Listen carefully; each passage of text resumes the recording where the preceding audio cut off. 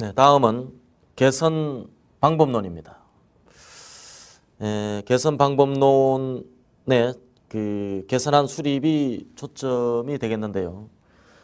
바이탈 퓨 X들을 실험을 통해서 또는 아이디어 제너레이션을 통해서 최적 조건을 설정하는 단계가 되겠습니다.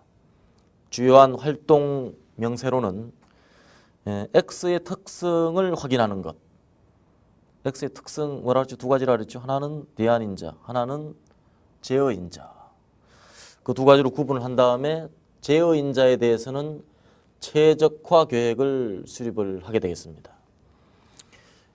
그러기 위해서 동원되는 툴, 브레인스토밍, 그다음에 브레인 라이팅, 스캠프, ECRS, 아이디어 박스, 자, 이와 같은 툴들이 동원이 되겠습니다.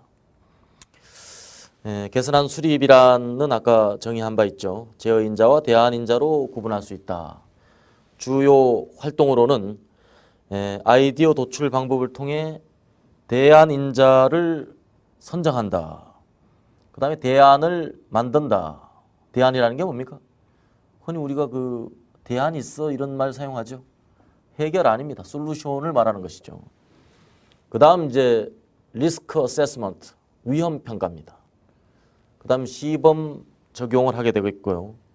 그 중에서 최고의 대책을 평가하고 실행을 하게 되겠습니다.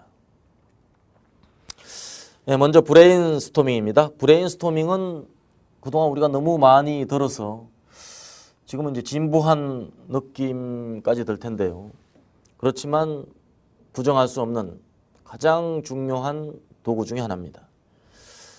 브레인스토밍은 어떤 한 주제에 관계되는 사람들이 모두 모여서 자유로운 토론을 통해서 아이디어의 연쇄작용, 아이디어가 꼬리에 꼬리를 물고 또 그 속에서 대안들이 창출이 되게 되는 이러한 방법론이 되겠죠. 브레인스토밍에는 4가지 규칙이 있습니다. 첫째는 비판 금지입니다. 다른 사람의 의견에 대해서 전혀 비판을 가해서는 안 됩니다. 비판을 하게 되면 아이디어는 바로 그 당시에서 멈추게 됩니다. 그 다음에는 양을 추구합니다. 질보다는 양입니다. 그 많은 안 속에서 옥석을 가리는 것은 다음 동작입니다. 그래서 일단은 양을 추구하게 되겠고요. 그 다음 중요한 것이 자유분방한 분위기입니다. 이 경직된 상황에서는 절대 좋은 아이디어들이 많이 탄생할 수가 없어요. 아이디어라는 그 속성 자체가 자유로움을 먹고 삽니다. 그 다음에는 아이디어의 편성에서 흔히 조용히 있다가도 다른 사람이 어떤 아이디어를 발표를 하게 되면 그때에 비로소 번뜩이는 아이디어가 생성이 될 수가 있습니다. 그래서 중요한 것이 꼬리에 꼬리를 무는 아이디어 편성이 대단히 중요하다고 하겠습니다. 이 브레인스토밍의 활용 목적은 역시 각양각색으로 모든 사람의 의견을 두루 수집한다는 데 큰 뜻이 있어요. 그 다음에는 참여입니다. 팀원들 또 이해관계자, 당사자들이 모두 모여서 머리를 맞대고 고민한다. 이거 굉장히 중요한 일이죠. 그 다음으로는 어떤 아이디어도 강구하지 않습니다. 항상 가능성을 열어두고 뒤에 여러 가지 평가 기준에 의거해서 설령 소거될지언정 그 당시에는 일단은 다 받아들여야 됩니다. 그 다음에 이제 개방적이고 창의적인 분위기 속에서 이루어진다는 게 굉장히 중요하게 되겠는데요. 개방적이고 창의적이라는 말은 아이디어 생산 공장과도 같은 것입니다. 이런 절차를 통해서 여러 가지 아이디어들이 머릿속에 잠재되어 있던 그런 생각들이 드디어 세상의 모습을 드러내게 되겠습니다. 유사한 방법으로 브레인 라이팅이 있습니다. 우리가 그 브레인스토밍이 서로 그 입으로 하는 그 아이디어 제너레이션 방법이라면 브레인 라이팅은 그 종이에다 쓰는 방식입니다. 짧은 시간 내에 아주 많은 아이디어를 도출할 수 있는 장점을 가지고 있습니다. 그래서 브레인스토밍보다는 더 구체적인 절차에 의해서 진행이 됩니다. 브레인 라이팅의 장점은 브레인스토밍보다 대단히 그 세밀하게 돼요. 우리가 무엇인가 글로 쓴다는 것은 말하는 것보다는 훨씬 차이가 있습니다. 훨씬 신중해지고 훨씬 세밀해진다는 그런 의미가 있어요. 그 다음 브레인스토밍은 그 대화에 참여하지 않는 그 소극적인 사람들은 침묵하는 수가 많습니다.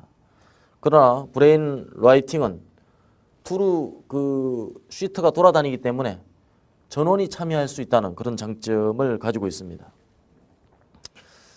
또한 팀원 상호 간에 너무 잘 알아서 서로 이 그 말로 하기가 좀 너무 그 말이 많아질 수도 있고 또 너무 어색할 수도 있고 그러한 또 논쟁이 너무 크리티컬해서 서로 말을 했을 때 여러 가지 이 불필요한 충돌이 야기될 수도 있습니다. 그러한 상황에는 브레인 라이팅, 글로서 쓴다는 것은 그러한 것을 방지할 수 있는 아주 좋은 방법입니다. 브레인 라이팅을 진행하는 방식입니다. 주로 이 차트를 사용하게 되겠는데요. 차트에 일단 제목을 적습니다. 팀원들이 무엇을 지켜야 되는가를 규칙을 일단 먼저 설명해 주는 게 첫 번째겠죠. 그 다음에 이제 가능한 한 원탁에 이렇게 둘러앉습니다. 그래서 원탁에 둘러앉아서 종이 위에 각자 아이디어를 적게 됩니다. 그 다음에 이제 각각 적은 아이디어를 책상 한가운데로 이렇게 모읍니다. 그 다음에 종이를 이렇게 섞어요. 섞어서 다시 한 장씩 가져가게 됩니다. 그럼 어떻게 돼요? 그 시트는 다른 사람이 이미 아이디어를 적어 놓은 상태입니다. 그 속에 자기의 의견을 또 가미하게 됩니다. 자, 이와 같이 이걸 반복을 하다 보면 몇 번 모았다 다시 쓰고 하다 보면 종이에 빼곡하게 아이디어들이 가득 차는 그런 성과가 얻어지게 됩니다. 그 다음에 이제 아이디어를 적은 종이를 벽에다 붙여놓고 그 어떤 아이디어가 가장 좋은 것인가 중복된 것들은 일단 빼서 그 중에 대표적인 하나의 안으로 일단 수렴을 하고요.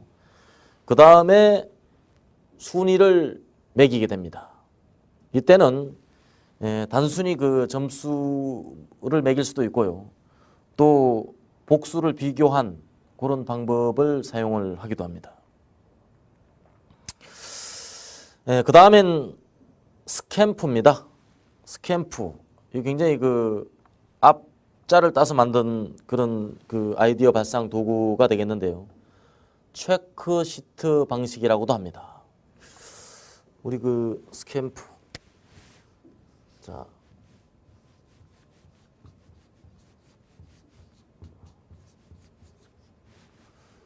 SCAMPER.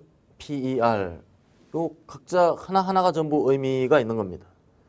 이거 뭐 S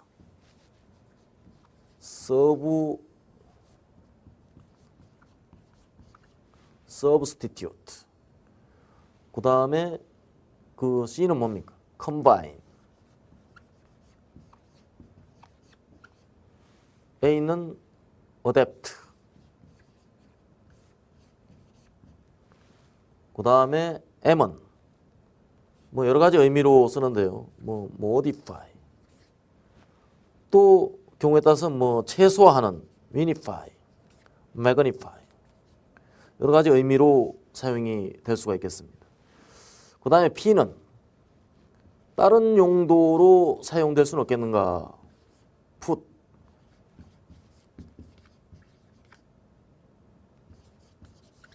다른 용도죠. 그 다음에 E는 제거하면 안 되는가?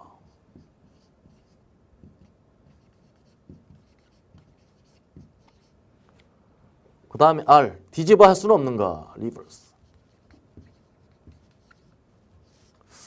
그래서 각각의 그 말들이 전부 다 개선 차관적입니다. 그래서 요 하나하나의 그 의미를 각각의 대상들을 모두 다 생각을 하게 되는 거예요. 다른 것으로 대체할 수는 없을까? 이 컴바인, 결합할 수는 없는 것인가? 또 다른 곳에 적용됐던 걸 여기에 응용할 수는 없을까? 변경하면 안 되는가? 또 키우면 안 될까? 매그니파이죠. 그 다음에 다른 용도로 사용되는 것을 바로 여기에서 사용되면 안 될까? 그 다음에 제거할 수 없는가? 이 제거라는 말로 이렇게 단순화시킬 게 아니라 그냥 축소하면 안 되는가? 이런 의미로도 사용할 수가 있어요. 그 다음에 R은 reverse. 거꾸로 하면 어떤가? 뒤집으면 어떤가? 그래서 이렇게도 생각하고 저렇게도 생각되는 아주 우리의 생각하는 그 구조, 발상의 폭을 대폭 확장시켜 놓은 그 아이디어 방식이다. 이렇게 보시면 되겠습니다. 스캠프의 적용은 브레인스토밍이 끝난 연후에 사용하면 더욱더 효과적입니다. 그래서 현재 상황에서 다른 것으로 어떻게 대체될 수 있는 것이 아니냐, 또는 대체할 수 있는 절차, 또 대체할 수 있는 용도에 대해서 생각을 해볼 수가 있습니다. 두 번째는 현재 상황에서 어떤 업무를 다른 업무하고 이렇게 합칠 수는 없는가? 우리가 그 피자 그 주문을 받을 때 주문을 받는 거하고 그 다음에 그 주문을 받아서 실제 그 주방에 오다를 내는 거하고 동시에 이루어질 수는 없을까? 흔히 우리 롯데마트나 이런 그 대형 마트에 가면 그 중간에 음식점이 있어요. 음식 먹는 코너. 거기에 보면 그 실제 그 음식이 이렇게 쭉 진열이 돼 있는데, 진열돼 있는 음식 중에서 그 내가 하나 고르게 됩니다. 가서 무엇을 주세요 하면 그 계산기에서 딱 컴퓨터를 딱 찍는 순간 영수증이 나오면서 바로 해당 그 코너에도 그 주문 접수가 바로 이루어지게 됩니다. 이게 고객으로부터 그 계산서를 발행하는 동작과 실제 그 해당 코너에 발주를 내는 동작이 동시에 이루어진 거예요. 이 컴바인입니다. 이런 그 개선하는 도체에서 발견을 할 수가 있고요. 그 다음, 다른 사람의 일의 방법을 나의 일에 응용할 수는 없는가? 이 어댑터입니다. 그 다음, 현재의 일을 하는 방법을 수정하는 것. 또 현재 업무를 확대 또는 강화하는 것. 그 다음, 내가 하는 업무를 또 다른 용도로 사용할 수는 없는 것인가? 그 다음이 현재의 상황에서 어떤 업무를 다른 업무하고 그 업무를 결합하는 것, 합치는 거죠. 그 다음에 내가 하는 업무 절차를 역으로, 거꾸로 뒤집어 하면 어떠냐. 그 다음에 현재 업무를 어떻게 다시 정리하면 개선될 수 있을까. 또 일하는 방법을 축소하거나 아예 없애버리는 방법. 그래서 스캠프 그 자체로 여러 가지 그 상상력을 동원할 수 있어요. 그냥 무작정 한번 생각해봐 이러는 것보다는 그 스캠프 뭐 대체할 수 있는 것이 없는가 이렇게 띄워주면 사람의 어떤 생각 방향이 그쪽으로 향하게 됩니다. 그래서 아이디어를 대폭 촉진하는 그런 방식으로 적극 활용이 되고 있습니다. 다음은 ECRS입니다. ECRS는 이것도 마찬가지로 그 첫 번째 자를 딴 것인데요. 첫 번째 E는 뭡니까? Eliminate, 제거입니다. 제거. 그 다음에 두 번째 결합, combine. 그 다음에 R은 rearrange, 교환 또는 재배열. 그 다음에 여기서 S는 simplify, 단순화입니다. 그래서 이게 스캠프하고도 그 유사하죠. 유사한데 이것은 4가지고 스캠프는 7가지 발상법이 되겠습니다. 제거할 수 없는가? 이 마찬가지죠. 어떤 일을 그만할 수 없는가? 우리가 개선을 하고자 할 때 제거할 수 있으면 그게 최적 대안입니다. 없애고도 전혀 지장을 받지 않는다면 없애면 문제가 전혀 일어나질 않아요. 그래서 최선의 그 개선 방법이라고 할 수 있습니다. 결합, 아까 이야기했죠. 그 다음에 리어레인지. 교환은 그 순서를 바꿔 할 수 없는가에 착안하면 가장 옳습니다. 그 다음에 단순화. 일은 복잡해질수록 문제가 발생될 소지가 크게 돼 있습니다. 단순화 시킬수록 문제는 발생되지 않습니다. 왜냐? 어렵게 하면 에러도 많아집니다. 근데 쉽게 내면 에러가 없어져요. 실수가 없어집니다. 그런 의미에서 단순화는 여러 가지 방법 중에서 가장 최우선적으로 고려돼야 될 그런 방식이라고 할 수가 있습니다. 예를 들어볼까요? ECRS는 그냥 ECRS 그 자체로 활용되기보다는 OW1H하고 결합되면 가장 좋습니다. OW1H가 뭐죠? 우리가 흔히 말하는 언제 어디서 누가 무엇을 어떻게, 이게 OW1H입니다. 첫 번째, what과 결합을 한번 해볼까요? what과 결합하면 어떤 업무를, 어떤 제품을, 어떤 부품을, 어떤 재료를 eliminate 할 수 없느냐, 이렇게 질문할 수가 있겠죠. 그 다음에 combine이나 reverse하고 rearrange나 이거 결합을 하면 어떻게 됩니까? when하고 한번 결합을 해볼까요? 실시 시기를 다른 때에 할 수 없는가, 이렇게 변형이 되겠죠. 또 하나 뭡니까? 납기를 다른 때에 할 수는 없는 것인가? 또 어떻게 됩니까? 실시 시기를 바꿀 수는 없을까?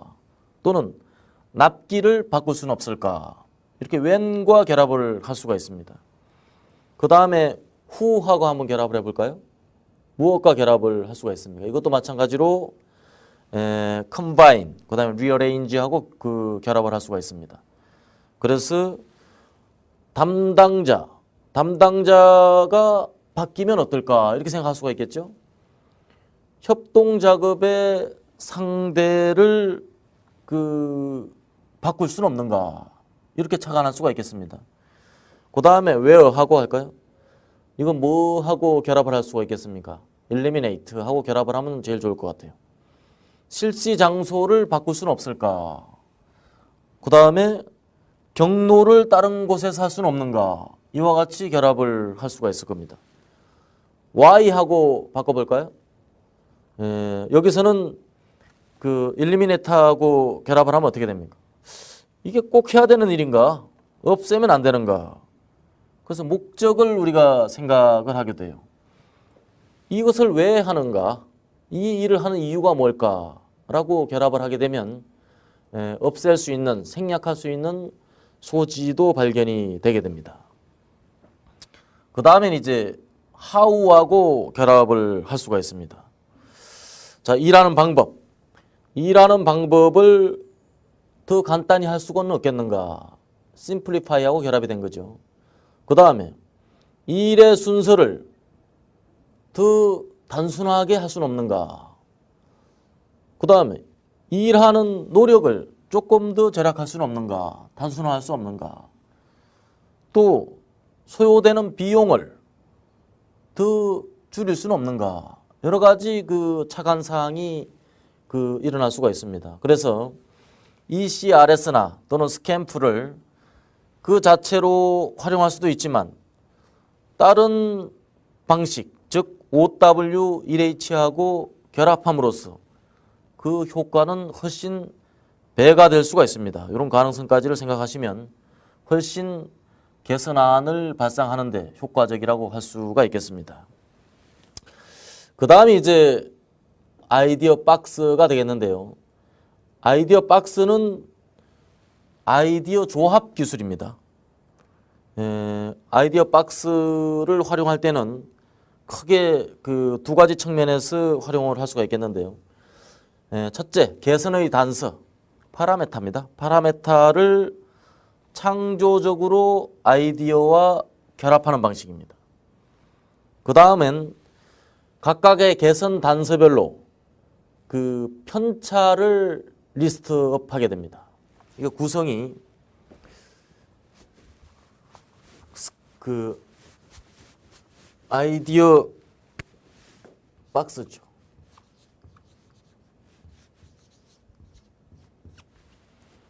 글자 그대로 그 생각의 상자입니다. 그 구조를 살펴보면 첫 번째, 자 여기서 단서가 들어가게 됩니다. 단서. 단서가 뭡니까? 이건 파라메타예요. 파라메타. 그 다음에 편차가 들어가게 돼요. 그래서 여러 가지 그 개선안이 있을 수가 있어요. 흔히 우리가 세탁물 바구니를 하나 예를 들어보도록 하겠습니다. 세탁물 바구니의 재질은 뭘로 할까? 세탁물 바구니의 모양은 어떻게 하는 게 좋을까? 세탁물 바구니의 위치는 어디에 있는 게 좋을까? 여러분이 그 세탁기 설계자라고 한번 그 생각을 해보십시오. 그 다음에 이제 단서가 있어요. 아니 편차가 있습니다. 첫 번째, 두 번째, 세 번째. 자, 뭐 여러 가지 더 있을 수도 있겠죠. 재질 뭘로 했으면 좋겠습니까? 자, 일단 그 플라스틱.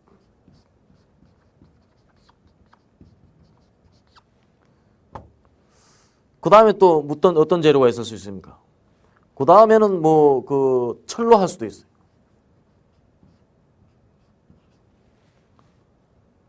또 뭐 다른 도구도 있겠죠. 모양은 어떻게 하게 했으면 좋겠습니까? 첫째, 사각형으로 했으면 좋겠다. 그 다음에 타원으로 했으면 좋겠다. 아니면 완전히 그냥 동그란 원으로 했으면 좋겠다. 정원. 그 다음으로 그 세탁물 바구니의 위치는 어디에 했으면 좋겠냐. 첫째, 그 독립시켰으면 좋겠다. 그 다음에 또 어떤 안이 있어요. 그 세탁기 문에다가 매달자. 문에 부착. 자, 이와 같이 그 작성을 하고 나면 각각이 최적인 상태가 노출이 되겠고요. 서로 조합했을 때 가장 바람직한 모습이 출현을 하게 될 겁니다. 그 첫 번째는 재질. 아무래도 좀 그 세탁기라는 자체가 이 물하고 많이 접근되는 그런 특성이 있기 때문에 철은 좀 녹슬기 쉽고 플라스틱이 가볍고 좋겠다. 플라스틱을 샀다. 그 다음에 모양은 사각형은 좀 약간 그 움직임이 좀 둔하고 또 모서리가 있어서 걸칠 염려도 있고, 그 다음에 그 세탁물이 그 어디 걸려가지고 손상될 우려도 있으니까 타원으로 했으면 좋겠다. 타원. 그 다음에 위치는 따로 이렇게 독립시켜 놓으면 약간 좀 걸리적거리기도 하고 그러니까 세탁기 그 문에다 부착을 해 놓으면 그냥 항상 그 위치에 있지 않겠는가. 그래서 세탁물 바구니를 설계할 때 이렇게 한눈으로 보면 뭘 알 수가 있습니까?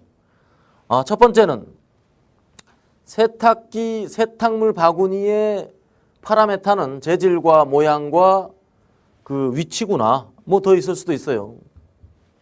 그 다음에 각각의 그 파라메타들의 후보안들이 무엇이었던가를 우리가 한눈에 볼 수가 있습니다.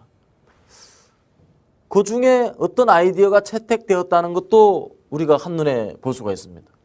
그래서 이 한 장의 그림만 보면 팀원들이 모여서 어떤 고민을 했고 그 고민된 결과가 최종적으로 어떻게 반영이 되었구나 하는 걸 한눈에 볼 수가 있습니다. 우리 교재에 또 하나의 예가 나와 있어요. 이것은 교육 프로그램에 대한 그 아이디어 박스가 진행이 된 경우입니다.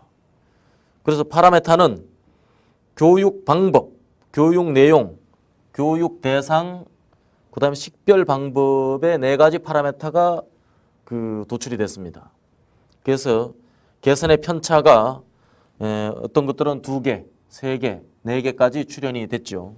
순서를 먼저 보도록 하겠습니다. 첫 번째, 개선의 기회를 적는다. 그래서 개선 아이디어를 먼저 정했고요. 그 다음에 개선의 기회, 단서가 되는 것을 찾는다. 단서가 되는 것이 뭡니까? 파라메타죠. 그 다음에 각각의 편차를 적고 조합을 하는 이런 순서로 진행이 됐습니다. 세부적으로 살펴보면 첫 번째 교육 방법은 연 1회 했으면 좋겠다. 그다음에 두 번째로 분기 1회가 좋겠다. 세 번째는 수시 교육이 좋겠다. 3가지 안이 제시가 됐습니다. 그다음에 교육 내용은 수선 방법에 대한 교육을 하는 게 좋겠다. 두 번째는 유형 구분법에 대해서 하는 게 좋겠다. 세 번째는 상품 제작 방법에 대한 교육이 더 좋겠다. 3가지 안이 나왔죠. 그 다음에 교육 대상은 전 직원을 대상으로 하자. 첫 번째. 두 번째는 3년 이상 경력자로 하자. 그 다음에 세 번째는 신입사원으로 한정하는 게 좋겠다. 네 번째는 전담 사원만 교육하자. 이렇게 4가지 안이 도출이 됐습니다. 그 다음에 식별 방법은 봉투를 사용하자. 식별 카드를 사용하자. 다른 프로세스를 이용하자. 이와 같이 또 3가지 안이 제시가 됐습니다. 요것들이 이제 물론 각각의 파라메타별로도 가장 최선의 선택이 있겠지만 조합했을 때 서로 상호 잘 맞아야 되는 그런 관계도 성립을 해야 됩니다. 그래서 첫 번째는 연 1회하고 교육 내용은 수선 방법으로 하고 교육 대상은 전담 사원으로 하고 식별 방법은 다른 프로세스로 한다. 이게 첫 번째 안이고요. 두 번째 안은 뭐예요? 분기 1회로 교육하고 교육 내용은 유형 구분법으로 하고 교육 대상은 전 직원으로 하자. 그 다음에 식별 방법은 식별 카드를 사용하자. 이게 두 번째 안입니다. 그 다음에 세 번째 안이 수시로 하자, 유형 구분법으로 하자, 그 다음에 3년 이상 경력자를 대상으로 하자, 봉투를 사용하자. 이렇게 등장을 했어요. 그래서 이 3가지 안을 가지고 또 그 다음에 적용해야 될 게 뭐겠습니까? 의사결정이죠. 그래서 항상 다양한 안이 제시가 되고 그 다음에는 의사결정을 해야 됩니다. 그래서 의사결정을 하는 기법도 여러 가지 다양하게 적용을 할 수가 있고요. 그 의사결정 기법은 다음 단계에서 학습을 하도록 하고요. 이번 단계는 개선안이란 무엇인가? 또 개선안을 수립하는 다양한 방법론에 대해서 공부를 해보았습니다.